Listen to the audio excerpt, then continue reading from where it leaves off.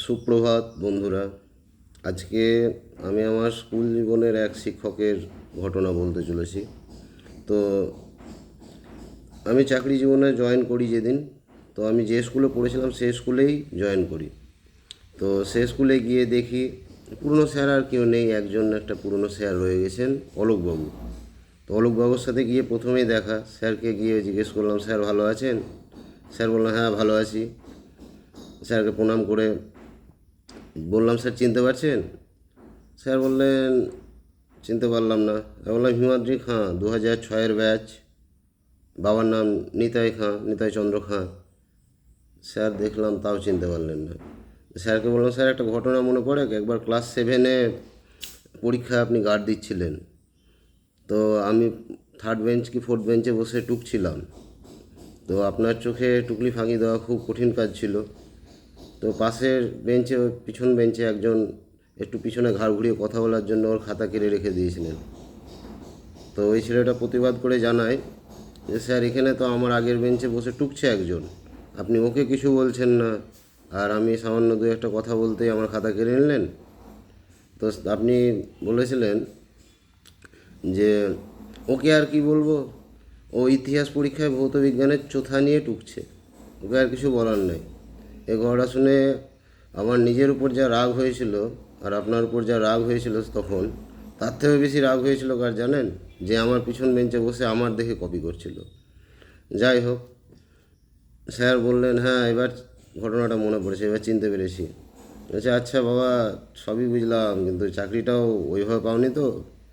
না স্যার, চাকরি পরবর্তীতে আমি খুব পরিশ্রম করেছি, চাকরি ওইভাবে পাইনি, আমার মার্কশিট আছে, দেখবেন কোনো সময়। আচ্ছা বাবা, আমি চলে যাই, ক্লাসে চলে যাই, আমার লেট হচ্ছে। স্যারকে জিজ্ঞেস করলাম, স্যার আপনি এখনও দেখছি 5 মিনিট লেট করতে পছন্দ করেন না। কী করবো বাবা, অভ্যাস এটা, প্রায় 33 বছর এখানে চাকরি জীবন, এই সামনের বছর আমি রিটায়ার করে যাব। প্রত্যেকটা ছাত্রছাত্রী আমার কাছে সন্তান তুল্য, এটা আমার একটা সংসারের মতো। হ্যাঁ যাই, তুমি তোমার অফিসের কাগজকর্মের কাজগুলো সারো, পরে আবার কথা হবে। স্যার বেরিয়ে গেলেন, আমি অফিসের স্টাফ রুমে চলে গেলাম, পরিচয় হলো, সব কিছুই চলছিল ঠিকঠাক। হঠাৎ করে ঘন্টাখানেক গেছে, দেখি একটা নিচে তুমুল ঝামেলার আওয়াজ, চিৎকার চেঁচামেচির আওয়াজ।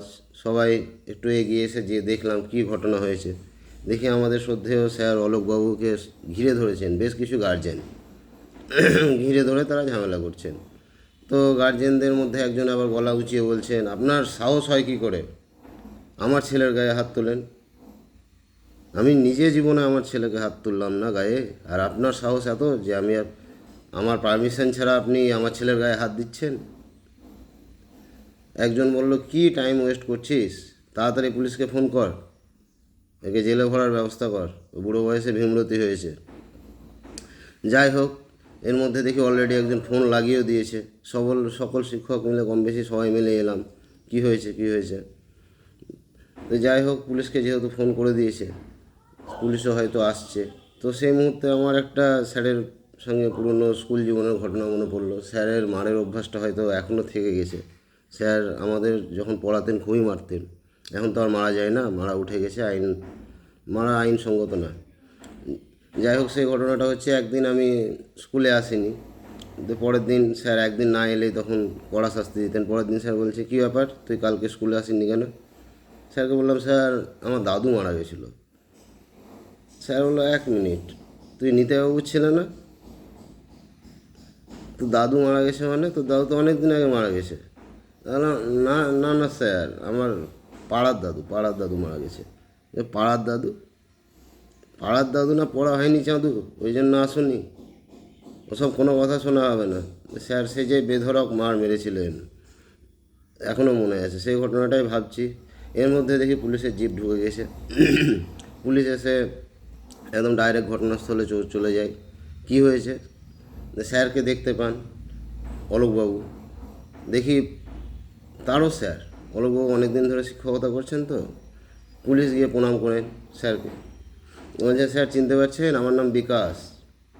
আমি যখন স্কুলে পড়ি বহুদিন আপনি আমাকে ফ্রিতে, প্রায় মাধ্যমিক অবধি আমাকে ফ্রিতে টিউশনি পড়িয়েছেন। আমার আর্থিক অবস্থা ভালো ছিল না, বাবা মা মারা গেছিলো, অনেক সময় বই খাতা কলমও কিনে দিয়েছেন। তো স্যার খানিক ভেবে বললেন, হ্যাঁ মনে পড়েছে। বললেন, বাহ তুমি এখন পুলিশ অফিসার হয়ে গেছো, বা খুব ভালো। আচ্ছা কী হয়েছে ঘটনাটা একটু বলুন তো আমাকে। স্যার বললেন, কি বলবো বাবা, এখানে আমাদের ক্লাস 9-এর একটা ছেলে একটা মেয়ে আছে, এটা রিয়া একটা রাহুল। তো রাহুল প্রত্যেকদিন রিয়াকে কম বেশি বিরক্ত করে, এই অভিযোগ আমাকে রিয়া অনেকবার করেছিল। তো আজকে দেখি ওরা চিরকুট নিয়ে ছোড়াছুড়ি করছে। তো রাহুল চিরকুট ছুঁড়ে মারে, তো সেটা আমার সামনে চলে আসে, চিরকুটটা খুলে আমি দেখি তো একটা, কি বলবো আর, যেমন হয় প্রেমপত্র, দেখুন চিরকুটটা আছে আমার কাছে। আপনি পুলিশ অফিসার বললেন যে ডেকে পাঠান দেখি রাহুল রিয়া কে আছেন, আরও ক্লাসের বাকিদের ডেকে পাঠান।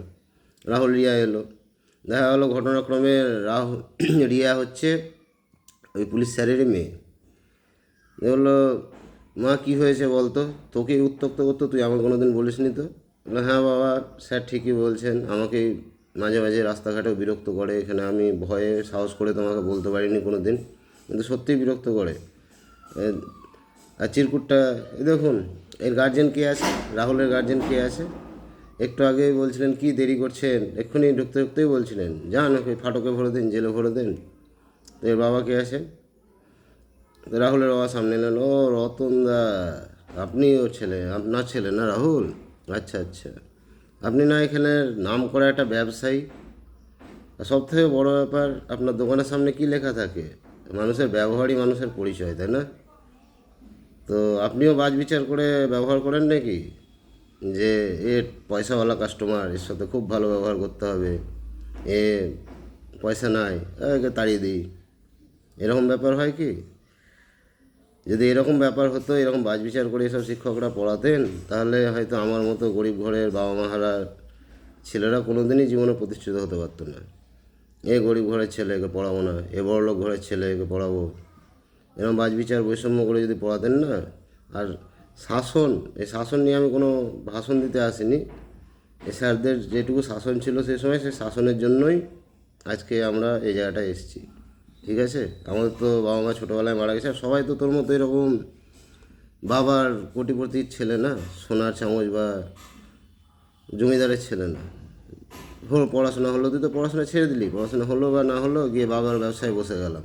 ওরকম সৌভাগ্য তো সবার হয় না, কিছু কিছু ছেলে আমাদের মতো গরিব থাকে, তাদেরকেও পড়তে হয়। তো এসব শিক্ষকরা হচ্ছে জীবন গড়ার কারিগর। আর সবথেকে বড় ব্যাপার কি বলতো, তোর ছেলে দেখ চিরকুটটা দেখ, পড়ে দেখ, 4টে লাইন লিখেছে, 3টে শব্দ ভুল তার মধ্যে। তোর ছেলেরা পড়াশোনা হবে না, কোনো দিন ব্যবসায় লাগিয়ে দে। হ্যাঁ, যোগ বিয়োগ গুণ ভাগ তো শিখে গেছে, ব্যবসায় লাগিয়ে দে। আর মানুষের ব্যবহারই মানুষের পরিচয়, তো কী ব্যবহারটা তুই করছিস, একজন শ্রদ্ধেয় গুরুজন, অন্তত তোর তো বাবার বয়সী, তোরও তো শিক্ষক, তোর কাছ থেকে তো এই ব্যবহারটা কাম্য ছিল না, এর থেকে ভালো ব্যবহার করা উচিত ছিল। আর এই বয়স্ক লোকটার একটা থাপ্পড়ে কী আসে, যদি দূরে একটা চড় মেরেও থাকে, ভালোর জন্যই করেছে, নাহলে তোর মতো যদি ভাবতো তাহলে তো হয়েই যেত।